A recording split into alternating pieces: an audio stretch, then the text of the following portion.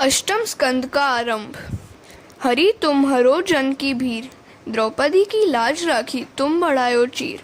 भक्त कारण रूप नरहरि धरियो आप शरीर, हिरण्य कश्यप मार लीनो धरियो नाहिन धीर। बूढ़ते गजराज राखियो कियो भार नीर, दासी मीरा लाल गिरधर दुख जहाँ तहाँ पीर। सद्भावना, मिश्र वासना और असद वासना। प्रथम स्कंद में शिष्यों का अधिकार बतलाया गया है। अधिकार के बिना ज्ञान शोभा नहीं देता। अनधिकारी मनुष्य ज्ञान का दुरुपयोग करता है। दूसरे स्कंद में ज्ञान का उपदेश किया है।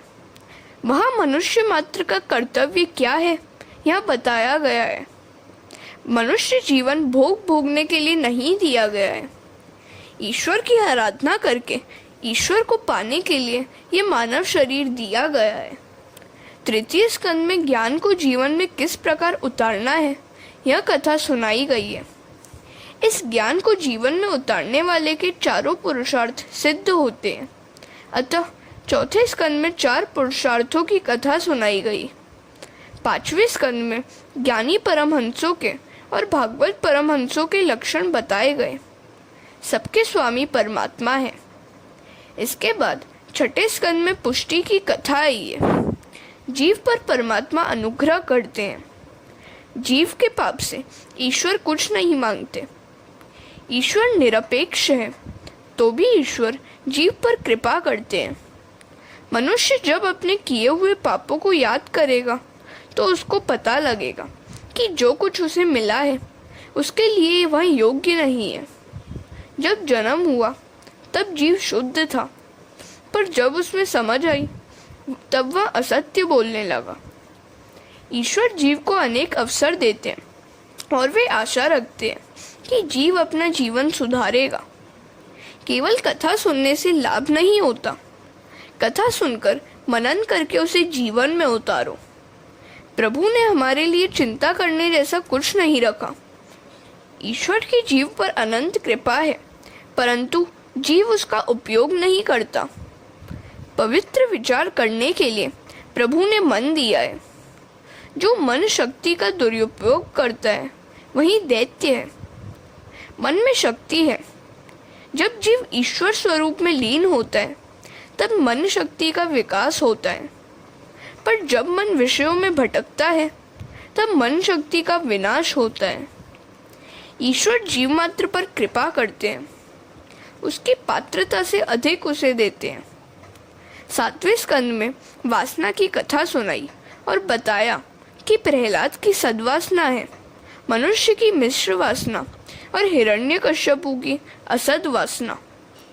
हिरण्यकश्यपु को संपत्ति मिली और समय भी मिला, परंतु इन सब का उपयोग उसने भोग विलास में किया।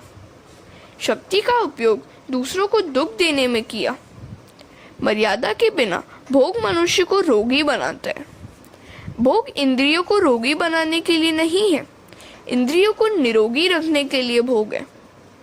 अग्नि में लकड़ियां न डालना ही अग्नि को शांत करने का उपाय है। इसी तरह इंद्रियों को भोग न देने से इंद्रियां शांत होंगी। भोग देने के बाद ऐसा लगता है कि इंद्रियों को शांति मिली है, परंतु यह बात सत्य नहीं है। उससे तो अशांति बढ़ती ही है।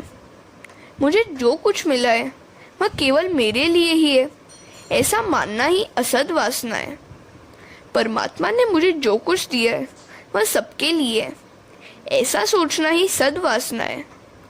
प्रहलाद में सद्वासना थी, अतः उनको देव माना गया। हिरण्यकश्यपु को उसकी असद वासना के कारण राक्षस माना गया। हिरण्यकश्यपु भोग वृत्ति, अहंकार और लोभ है। देव होना या दानव होना यह मनुष्य के हाथों में है। जगत के सब लोग पुण्यों के फल की इच्छा तो रखते हैं, परंतु वे खुद पुण्य करते नहीं है। पुण्यस्य फलम इच्छन्ति पुण्यम न कुर्वन्ति मानवाः। हरे कृष्ण।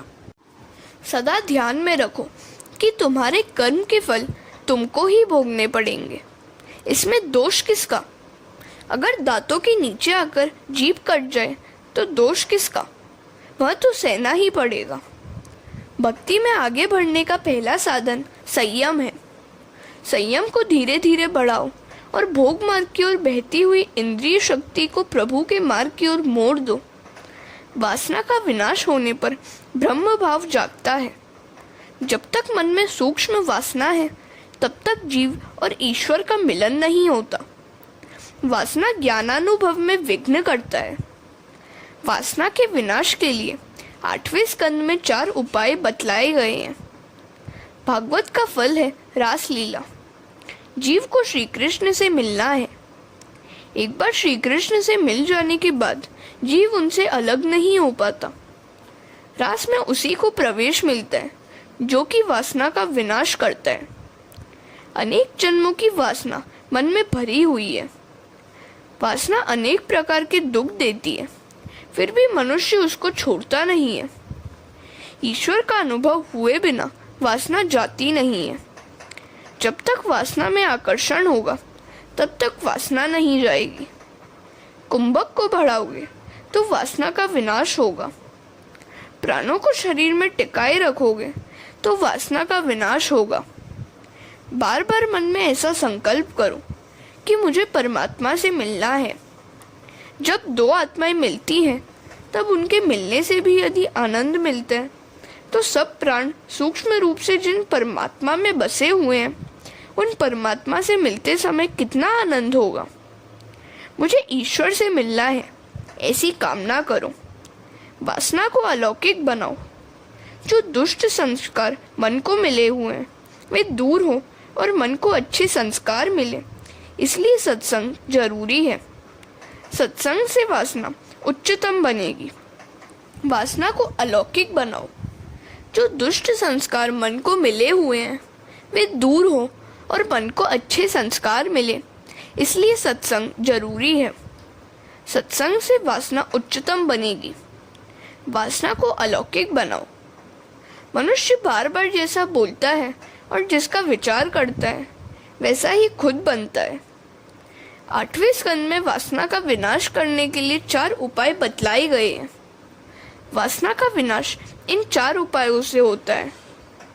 जब जीव ईश्वर से दूर होता है तब वासना जागती है। सतत हरि स्मरण करने की आदत डालोगे तो वासना नहीं जागेगी। हृदय में यदि हमेशा राम का वास होगा तो वहाँ काम वासना नहीं आ सकेगी। हरि स्मरण की आदत रखने से वासना का विनाश होगा। यह सब ईश्वर का है और सबके लिए है, ऐसा समझोगे तो वासना का विनाश होगा। संपत्ति मेरी है, ऐसा सोचने से वासना बढ़ेगी। जीव लक्ष्मी का मालिक कभी नहीं हो सकता। जीव तो लक्ष्मी का पुत्र है। बालक होने से जो आनंद मिलता है वह मालिक होने से नहीं मिलता। बालक बनोगे तो सुखी होगे। सूत जी सावधान करते हैं। बलि राजा ने सर्वस्व का दान किया। विपत्ति में स्ववचन का पालन करो। चौथा उपाय है शरणागति। यदि जीव भगवान की शरण में नहीं जाएगा और भगवान का स्मरण नहीं करेगा तो वह वासना का विनाश नहीं कर सकेगा।